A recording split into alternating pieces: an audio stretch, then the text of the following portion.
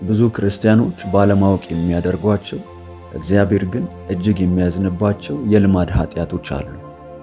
የምንታገሳቸው ኃጢአቶች ሕሊናችንን ቀስ በቀስ ያደነዝዙታል። እናም በሂደት በእነዚህ ጉዳዮች ዙሪያ መጨነቅ እናቆማለን። ይህም ከእግዚአብሔር ተለይተን በክፉ ተጽዕኖ ውስጥ እንድንወድቅ ያደርገናል።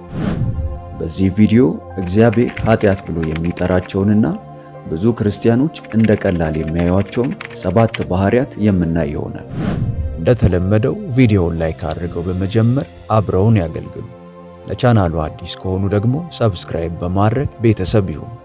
አሁን በቀጥታ ወደ መልእክቱ እንለፍ። አንደኛ፣ በድብቅ የሚደረግ ሐሜት። ብዙዎቻችን እንደ ቀላል እናየዋለን። እግዚአብሔር ግን ኃጢአት ብሎ ይጠራዋል። አንድ ሰው በሌለበት ስለ ውድቀቱ ማውራት። ቅዱሳት መጻሕፍት ስለዚህ ጉዳይ በግልጽ ይናገራሉ። ጠማማ ሰው ክርክርን ያነሳሳል፣ ሐሜተኛም የቅርብ ጓደኞችን ይለያያል። ምሳሌ ምዕራፍ 16 ቁጥር 28። እውነተኛ ታሪኮች እንኳን መጋራት የማያስፈልጋቸው ከሆኑ ኃጢአት ሊሆኑ ይችላሉ። እና ይህ አደገኛ የሆነው ለዚህ ነው። ሐሜት አመፃ አይመስለንም፣ ትክክል እንደሆነ ይሰማናል። ነገር ግን ደጋግመን ባደረግነው ቁጥር ሕሊናችንን እያደከመው ይሄዳል። ሁለተኛ፣ ኃጢአትን የሚያቀጣጥሉ ይዘቶችን መጠቀም፣ ከዚያም የተለመዱ ናቸው ብለን መጥራት። መዝናኛ ብቻ ናቸው እንላለን። ሁሉም ሰው ይህንን ይመለከታል እንላለን። ነገር ግን እግዚአብሔር ምኞቶቹን የሚቀርጸውን ነገር በጥልቅ ያስባል። ኢየሱስ ስለ ድርጊቶች ብቻ አላስጠነቀቀንም፣ በዓይኖቻችን በኩል ወደ ልብ ስለሚገባው ነገር አስጠንቅቆናል። ዓይን የሰውነት መብራት ነው። ዓይኖቹ ጤናማ ከሆኑ ሰውነቱ በሙሉ በብርሃን ይሞላል። ማቴዎስ 6 ቁጥር 22። አብዛኞቹ ክርስቲያኖች ችላ የሚሉት ጉዳይ ይኸውና፣ አእምሮውን እርኩሰትን መመገብና ንጽህናን እንዲያድግ መጠበቅ አይችሉም። ሶስተኛ፣ ያለመታዘዝ ጸሎት። ብዙ ክርስቲያኖች ብዙ ጊዜ ይጸልያሉ፣ ነገር ግን በምርጫ ነው የሚታዘዙት። እግዚአብሔር እንዲባርክ እንለምናለን። ግልጽ የሆነ የእምነት አቋምን ችላ ብለን ሰላምን እንጠይቃለን። ያዕቆብ ይህንን ድክመት ብሎ አይጠራውም፣ ራስን ማታለል ብሎ ይጠራዋል። ቃሉን የምታደርጉ ሁኑ እንጂ ራሳችሁን እያሳታችሁ የምትሰሙ ብቻ አትሁኑ። ያዕቆብ ምዕራፍ 1 ቁጥር 22። ከባዱ እውነት ይህ ነው። ጸሎት የታዛዥነት ምትክ አይደለም። ቅዱሳት መጻሕፍትን መጥቀስ፣ ማምለክ፣ መጾም ትችላለህ። ነገር ግን እግዚአብሔር አስቀድሞ ያሳየን ነገር ደጋግመ ችላ ትላለህ። አራተኛ፣ ለራሳችን ይቅርታ እየጠየቅን በሌሎች ላይ መፍረድ።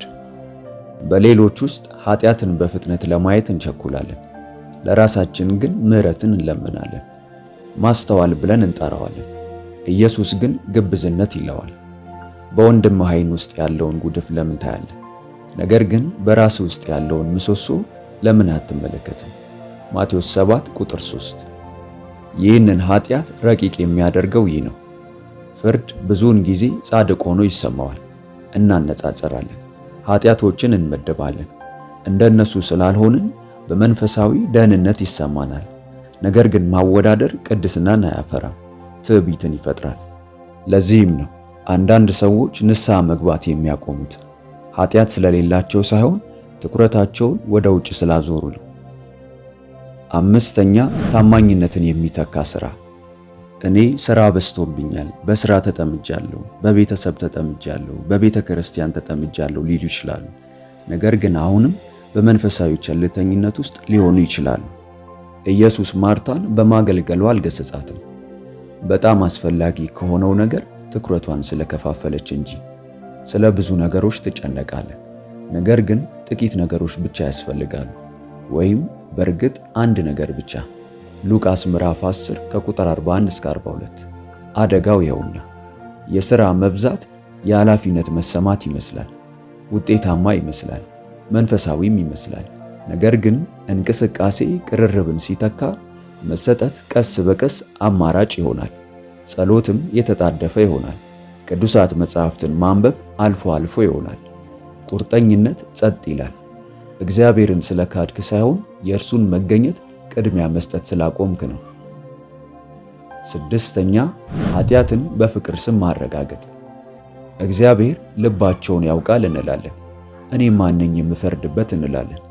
ፍቅር ማለት ተቀባይነት ማለት ነው እንላለን። ነገር ግን መጽሐፍ ቅዱሳዊ ፍቅር አንድ ሰው የሚያጠፋውን አያከብርም። ስለዚህ ጉዳይ ጳውሎስ በግልጽ ተናግሯል።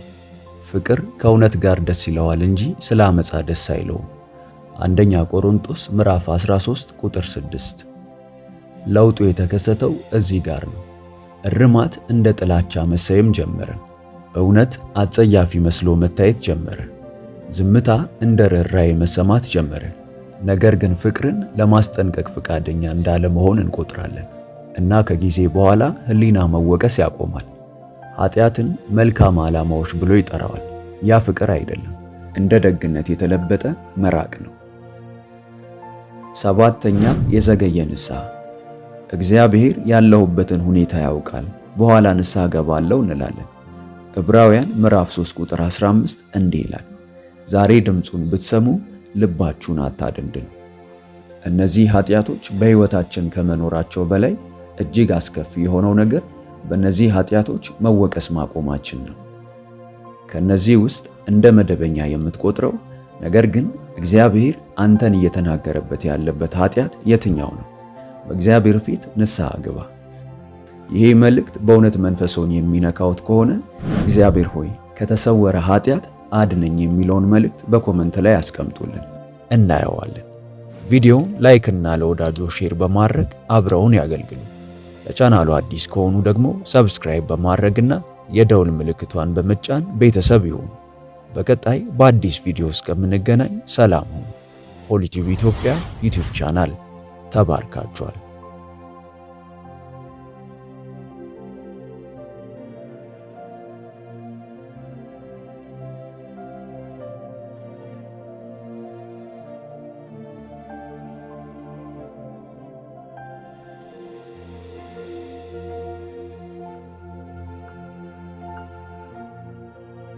በይበልጥ በመንፈሳዊ ሕይወቶ እጅግ የሚበረቱባቸውና መንፈሳዊ ረሃቡን የሚጨምሩ ትምህርቶች እንዲሁም የጸሎት አገልግሎት በየቀኑ እንዲደርሱ ሰርቫንት መልካሙ ሙሉጌታ በማለት የፌስቡክ እንዲሁም የቲክቶክ አካውንታችንን እንዲሁም ሆሊቲዩብ ኢትዮጵያ ብለው ሰርች በማድረግ የቴሌግራም ቻናላችንን ይቀላቀሉ። ተባርካችኋል።